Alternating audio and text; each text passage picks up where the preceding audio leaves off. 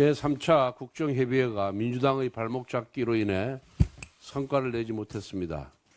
민주당은 불참에 대한 비판을 의식하여 마지못해 참석했지만 정작 소득 대체율을 핑계 삼아 민생 논의를 원천 봉쇄했습니다. 대단히 유감입니다. 이미 지난달 28일에도 민생법안과 추경 논의를 위한 여야정 국정협의회가 민주당의 일방적인 불참으로 무산된 바가 있습니다. 당시 우원식 국회의장까지 나서서 추경만큼은 다른 상황과 연계하지 말고 추진하자고 요청했지만 이재명 대표는 끝내 외면했습니다. 어제도 민주당은 형식적으로 잠시 자리를 채웠을 뿐 정략적인 이유로 민생을 내팽개쳤습니다. 내전 공포 분위기 조성을 위해서는 밤샘 농성과 장애 집회를 서슴지 않으면서 국정협의회에 겨우 30분만을 할애했을 뿐입니다. 13일 처리를 예고한 법안들을 봐도 위헌적인 특검법들만 있을 뿐 민생 법안은 하나도 없습니다. 잘 사는 집, 민생, 경제를 외치던 이재명 대표의 진심이 어디에 있는지 스스로 드러난 것입니다. 지금 국민들은 정말 하루하루가 힘든 상황입니다. 올해 폐업자 수가 100만 명을 넘어설 것이라는 전망이 나옵니다. 매일 2,700개 이상의 사업장, 매시간 110개가 넘는 점포들이 문을 닫는 셈입니다. 2차 국정협의회가 지연된 6일 동안에도 수많은 소상공인들이 가게 문을 닫으며 삶의 터전을 잃었을 뿐입니다. 민주당은 더 이상 이 절망을 외면하지 않길 바랍니다. 어제 국정협의회에서 우리 당은 민주당이 요구하는 대로 향후 추경을 어떻게 진행할 것인지에 대해서 소상하게 우리 당의 입장을 밝히고 함께 논의를 해 나가자고 그랬습니다. 그리고 거기에 정부 대표인 최상목 권한대행에 대해서 인정을 안 하니까 그러면은 2차관을 참석시켜서 실무협의회를 개최하자고까지 저희들이 합의를 해줬습니다.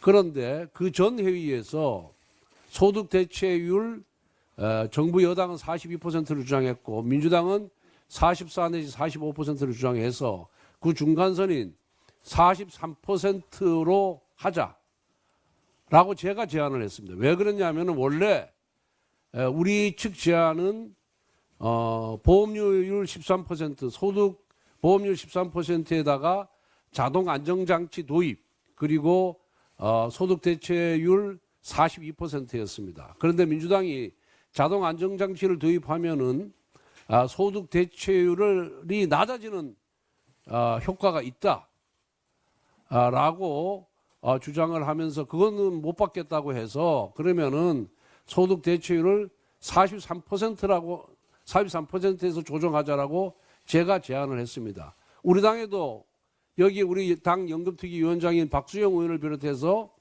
전부 대다수의 연금특위위원들이 반대를 했습니다. 자동 조정장치 도입 없는 그 소득 대체율 44%는 절대 받을 수가 없고 43%도 받을 수 없다라고 우리 당 의원들이 반대했음에도 불구하고 하루에 적자가 788억씩 적자가 쌓이고 있습니다.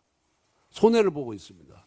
이런 상황에서 또 우리 청년들도 여기에 대해서 반대를 하고 있습니다. 그렇지만은 우리가 지금 소수당이고 민주당이 동의 없이는 단 하나의 법률도 통과시킬 수 없는 이러한 절박한 상황에서 그래도 보험료율을 9%에서 13%로 올리는 것이 연금 재정의 지속성이라든가 이런 측면에서 봤을 때 국가에 도움이 된다, 국민들에게 도움이 된다라는 판단하에서 그 모든 비판과 비난은 원내대표인 제가 받겠다는 그런 각오하에 0.5%만 내려달라고 사정을 했고 민주당은 거기에 대해서 긍정 검토를 하겠다라고 지난번에 약속을 했습니다.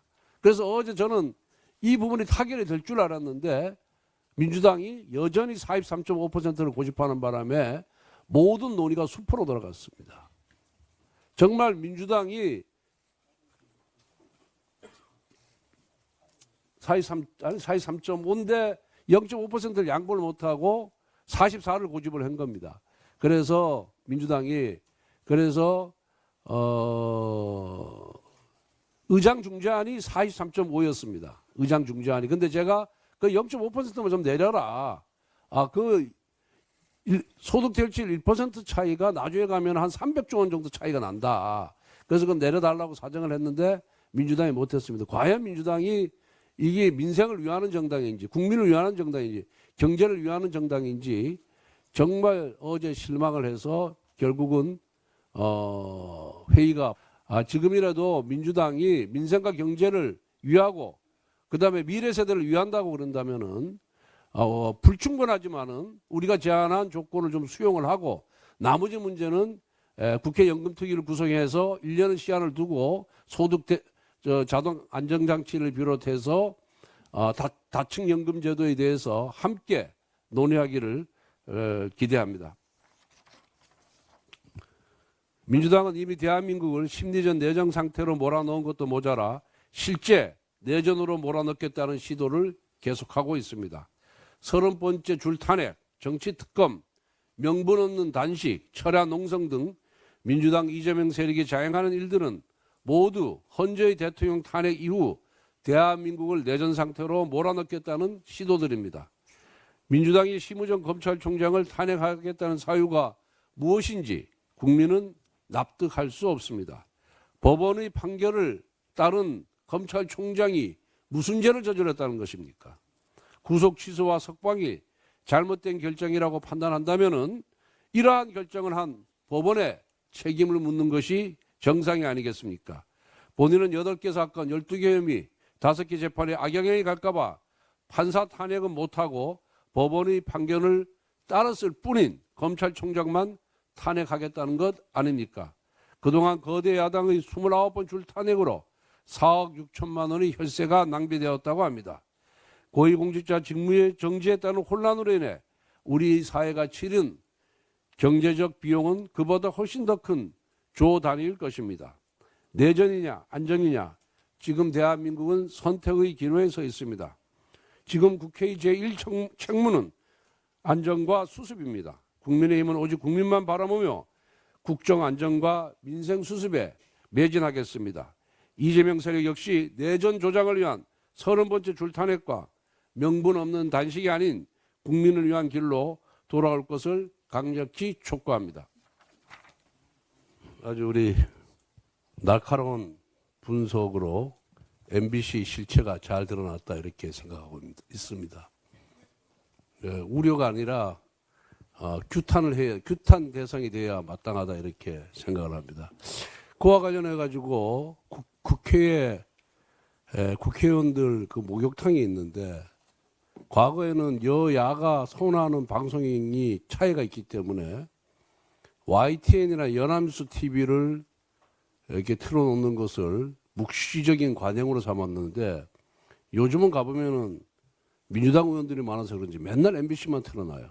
오늘 아침에도 제가 MBC를 연합뉴스 TV로 바꿔놨습니다. 왜 편향적인 방송을 좋아하는지 이해할 수가 없습니다. 이상입니다.